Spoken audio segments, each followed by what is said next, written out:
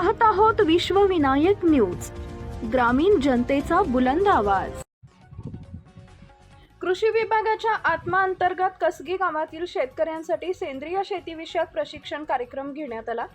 आत्मा प्रकल्प संचालक विष्णू मिसाळ यांच्या मार्गदर्शनाखाली कृषी सखी सविता गायकवाड व सुनंदा सुरवसे यांनी शेतकऱ्यांना सेंद्रिय पद्धतीने शेती करण्याबाबत मार्गदर्शन केले। या प्रशिक्षणामध्ये पिकांवरील कीड नियंत्रणासाठी रासायनिक कीटकनाशकावर अवलंबून न राहता चिकट सापळे, पक्षी, थांबे तसेच पिकांची वाढ व जमिनीची सुपीकता वाढवण्यासाठी रासायनिक खताऐवजी जीवामृत याबाबत प्रात्यक्षिकासह माहिती देण्यात आली।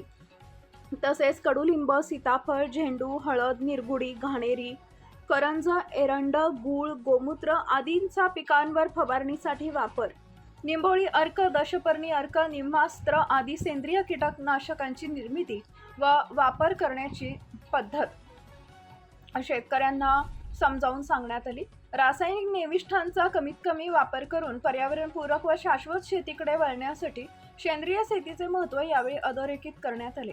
प्रशिक्षणामुळे शेतकऱ्यांना कमी खर्चात नैसर्गिक पद्धतीने पिकांचे संरक्षण करण्याच्या विविध उपाययोजनांची माहिती मिळाली। यावेळी माणिक सुंठनुरे, बसवराज कनमुसे, बालाजी बंदीछोडे यांच्यासह गावातील शेतकरी उपस्थित होते। धाराशिव उमरगा ग्रामीण जनतेचा बुलंद आवाज, मुख्य संपादक विकास गायकवाड, विश्वविनायक न्यूज।